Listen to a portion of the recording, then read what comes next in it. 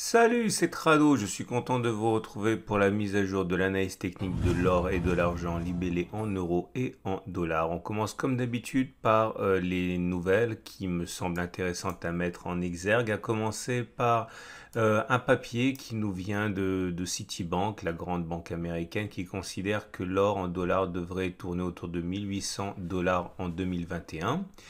Deuxième information, elle nous vient d'Inde et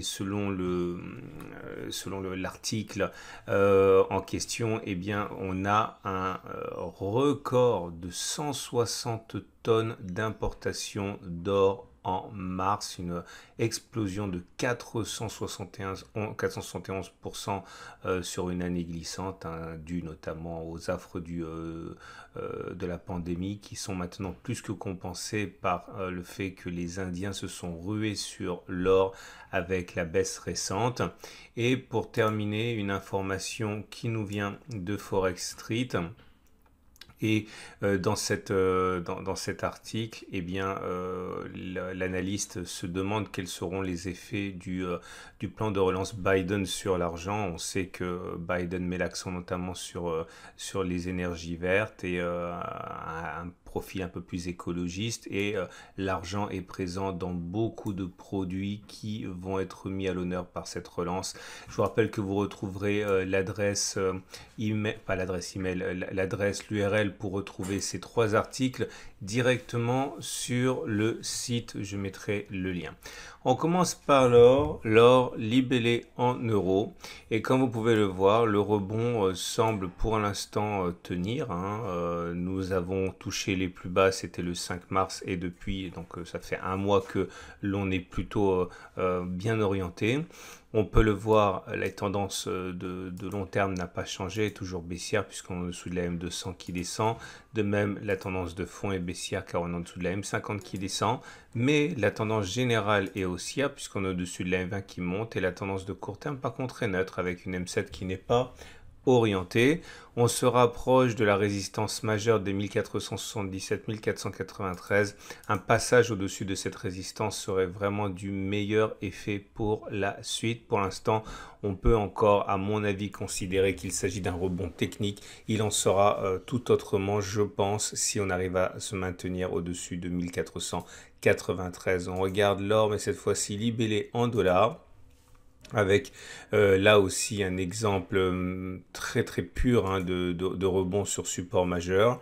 Là, c'est la tendance de court terme qui est également haussière, puisque la M7 monte, la M20 monte, donc la tendance court terme, la tendance générale sont devenues haussières. Cela ne remet pas par contre en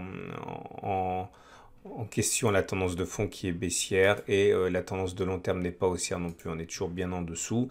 Je considère que la résistance suivante qui nous embête est celle des 1779-1763 dollars. Pour l'instant, encore une fois, on n'en est pas très éloigné, mais ce n'est pas d'actualité dans les journées qui arrivent. Mais il faudrait véritablement passer au-dessus des 1779. Et puis je considère surtout que passer au-dessus des 1815 relancerait une belle dynamique haussière. Vous voyez, on n'y est pas encore parce qu'il faudrait, par rapport à ce niveau qui m'intéresse, progresser encore de 5% environ. On regarde ce qui se passe sur mon partenaire au coffre.com.